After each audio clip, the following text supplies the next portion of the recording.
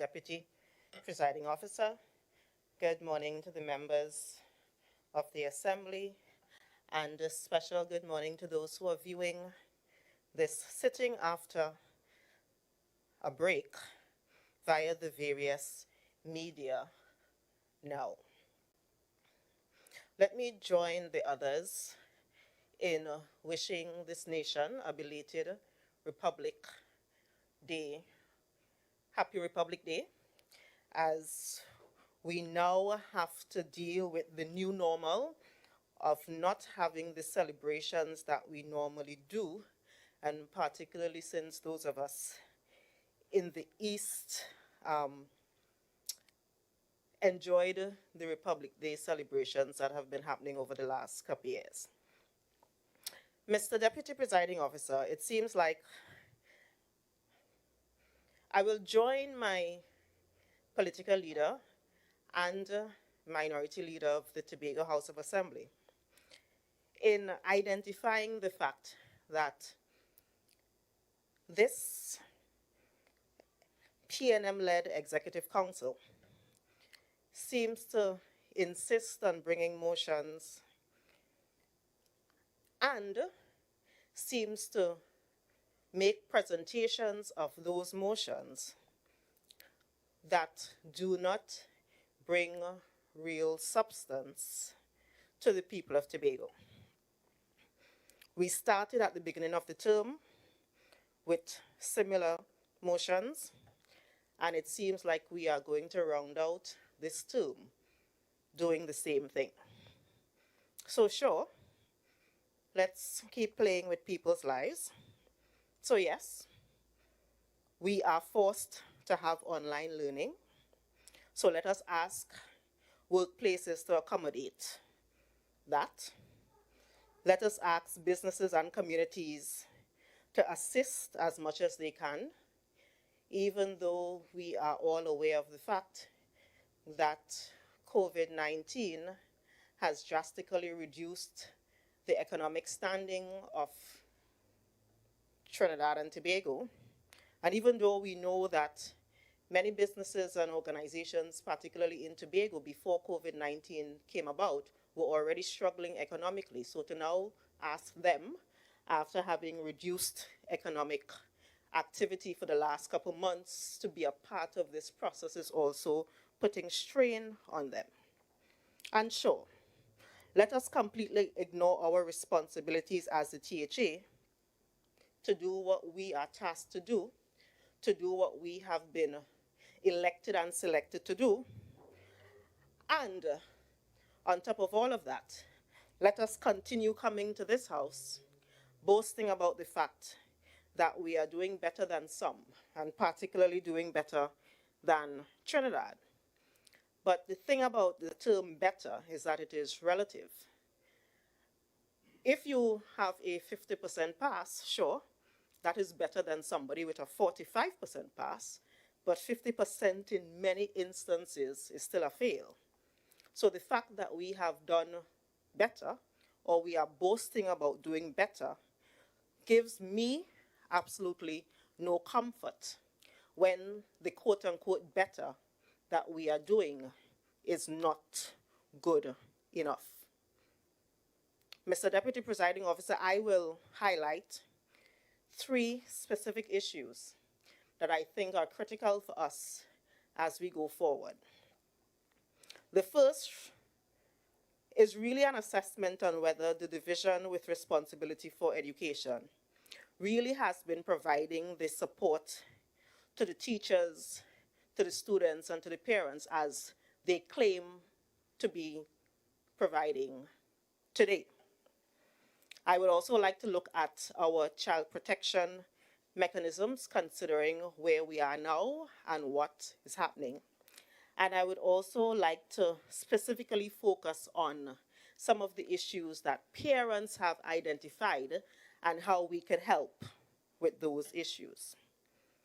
Mr. Deputy Presiding Officer, the WHO declared COVID-19 as a global pandemic in March 2020. The Director General at that time warned us about how badly It could be. Granted, of course, I would admit, we would all admit, that at that time we had not fully understood the magnitude of what was happening, and therefore using March as a benchmark may actually be a little bit unfair in terms of identifying how prepared we need to be.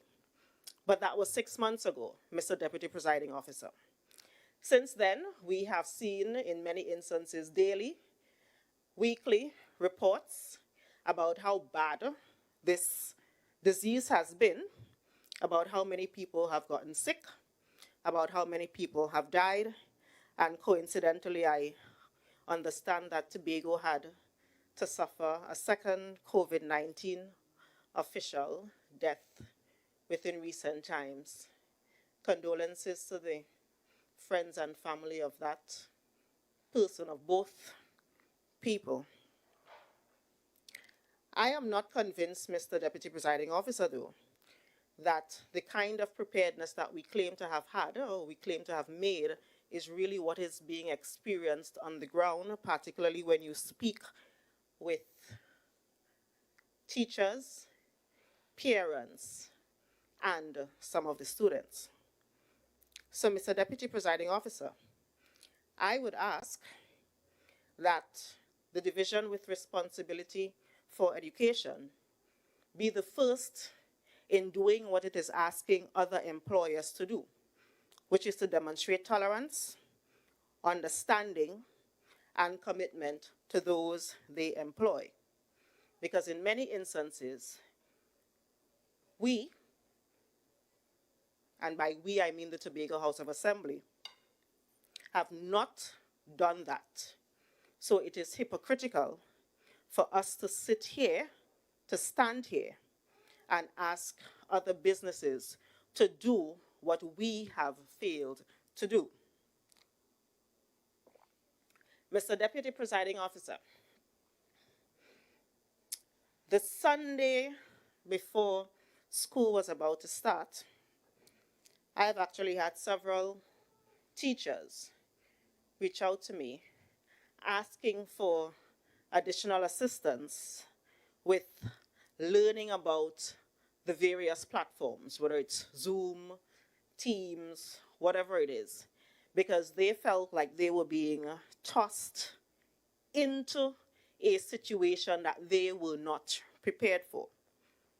In many instances, they said that yes, after that first week of training, you can now boast, as in the division, can now boast that you have trained so many teachers. But if you really were to ask the teachers how they feel about the training, they would tell you that they are overwhelmed.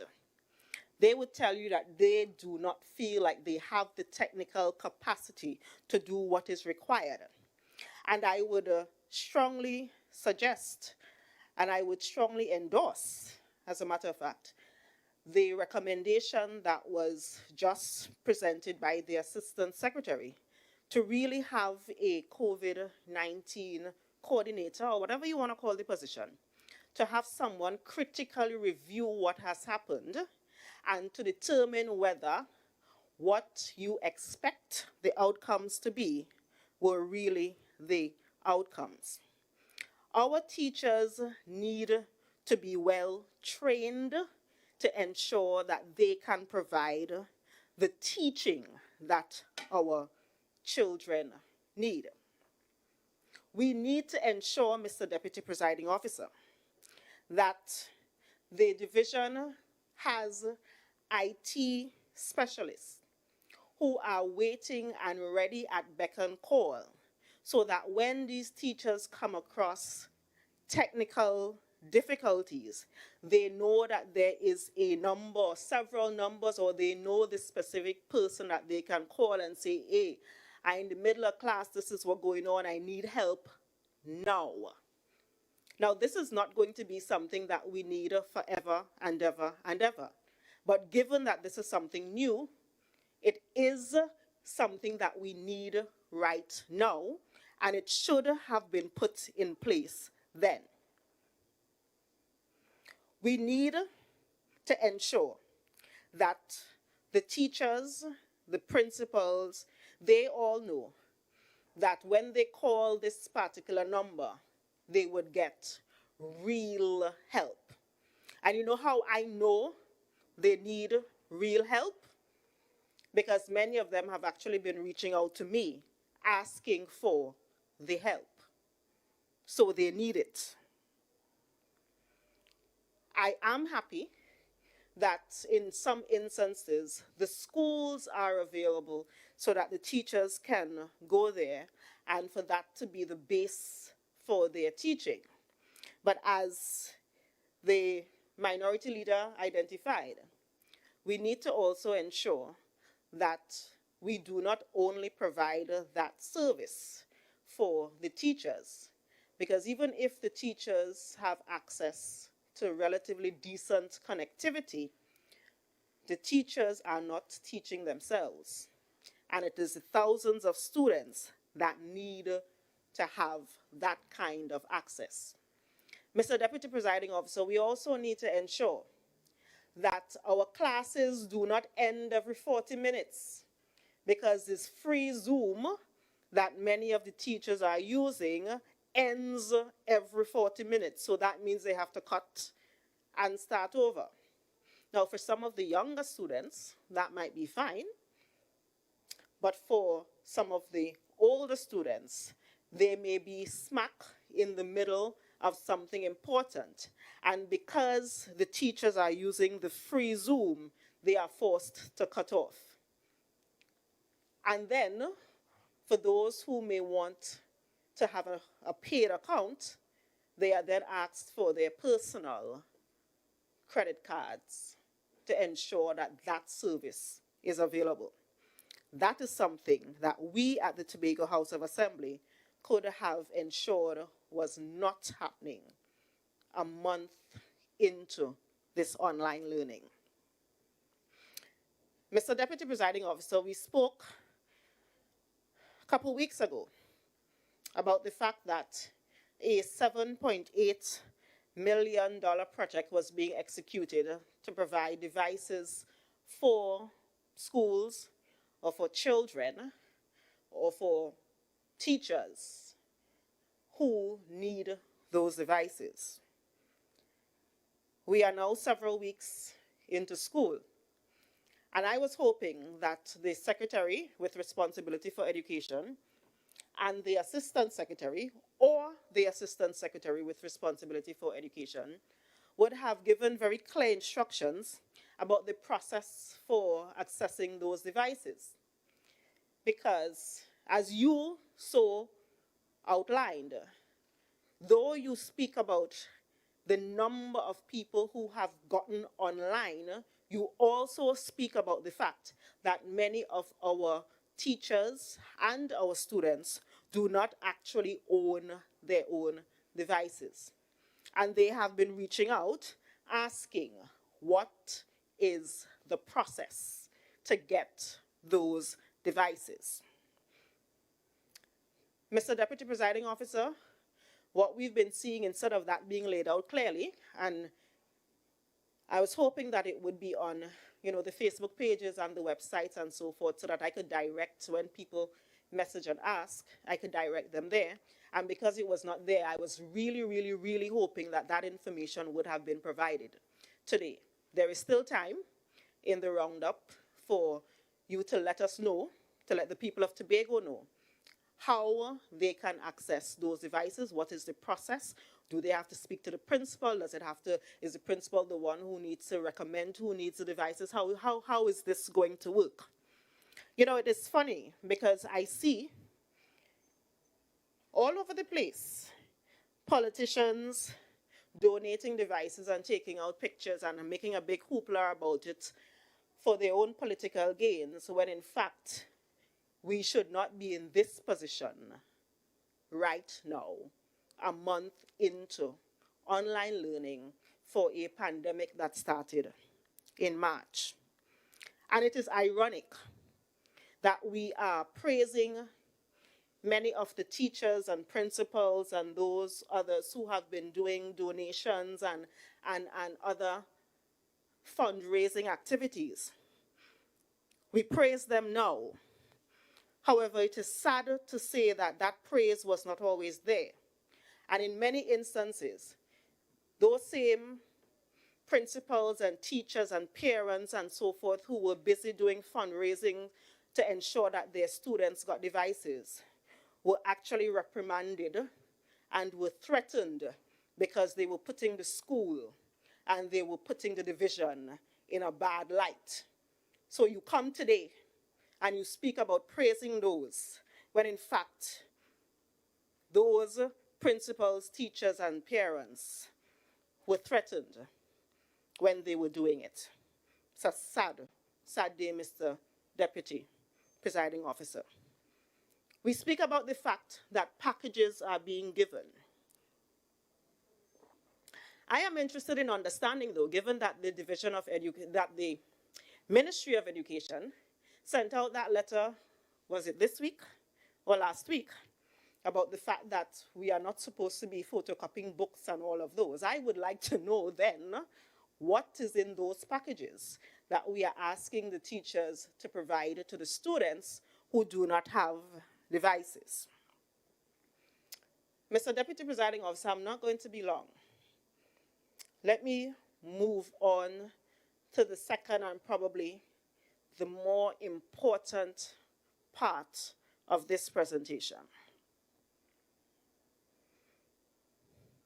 Mr. Deputy Presiding Officer, we are in a situation now where our children are at home, and it is a well-known fact. Anyone who has studied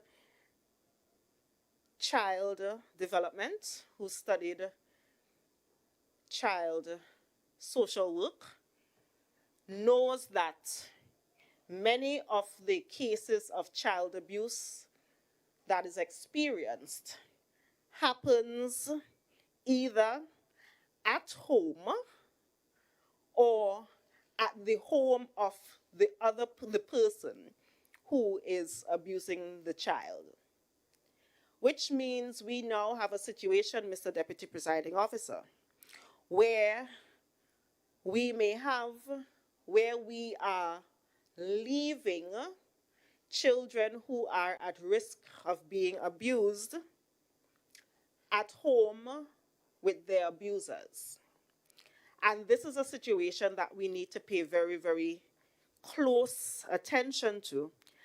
And it is a situation where we need to plan for, and we need to have very clear, practical steps on how we are going to treat with it. We also know, Mr. Deputy Presiding Officer, that these last couple months have been very, very, very, very difficult for most people. Practically everyone, they've been difficult. We've had social issues, emotional issues, financial issues, and other constraints as a result of COVID-19. And when you look at the literature, all of these are factors that significantly increase the risk of child abuse. Therefore, we have a situation that has a potential to be really, really bad if we do not take critical steps. Mr. Deputy Presiding Officer, I am suggesting that the division with responsibility for education partners very closely with the division with responsibility for social services, with the police, and with Children's Authority to ensure that a robust monitoring system be implemented right now. If this is already happening, I will be elated to understand it, to hear about it, and to congratulate those who are doing it. Mr. Deputy Presiding Officer, what this monitoring process should entail. You have 10 minutes of speak time remaining. No problem, Mr. Deputy Presiding Officer. What this monitoring process should entail includes statutory or periodic wellness checkups to be a part of the standard operating procedure for whether it's guidance counselors, social workers, or whoever we identify, to ensure that we continually are in contact with our island's children. It may mean having home visits every now and then and seeing what's going on. In addition to that, now that may mean having to hire a couple people to ensure that we have the staff to do this. But in critical times like these, we need to take critical measures.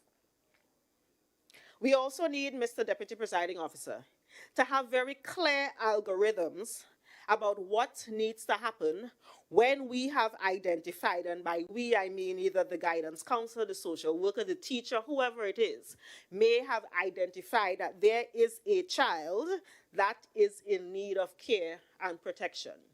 What do they do? Now, what the teacher or the social worker or the guidance counselor does when the child is coming to school may not necessarily be applicable now that the child is at home. So we need to critically walk through the steps that need to be taken when we identify these situations. Because fortunately or unfortunately, they will arise. Mr. Deputy Presiding Officer, we need to also ensure that everyone understands what their role is in these circumstances. We cannot afford a situation where people believe that it is not their responsibility or they do not know what to do if and when a situation like this arises. Let me quickly jump to the third issue, Mr. Deputy Presiding Officer. And this is something that has come up several times because we have now a situation where we have students at home learning, a situation where this is new for the students, a situation where this requires significant supervision of these students. But for many of these students, the person who is supposed to be supervising them is an essential worker who needs to be at work, whatever that work may be, whether it's a doctor, a nurse, whether it is a teacher. Have we thought about what happens when teachers are supposed to be teaching, but their children are supposed to be learning and need supervision? How does that work? We need to think through critically how we ensure that we take care of all of our children and we do not put those children who are children of people who provide essential services at risk of neglect or at risk of being abused. So we need to ensure, for example, that maybe all teaching does not necessarily happen at 10 o'clock in the morning. Or we need to ensure that if there are children of essential workers, that we make some kind of provision for them. These are issues that need to be critically looked at, and these are issues that we need to have answers for. The fact is, it is the 25th of September. We are 6 months into the declaration of this pandemic. We know it is going to be like this for some time. We knew it was going to be like this for some time. And the Tobago House of Assembly had a very good opportunity to show that it could make a passing grade, not just a better than our brother or sister grade, but an actual passing grade as it related to our island's children. Mr. Deputy Presiding Officer, I am asking all of us to take our responsibility seriously, to not just do bare minimum, to not just pat ourselves on the back or on the shoulder to say we are doing this and to give such a rosy picture of what's happening. But let us really look at what is happening on the ground. Let us see how it is being experienced, and let us put systems in place to mitigate the negative impacts before they happen. Mr. Deputy Presiding Officer, I thank you.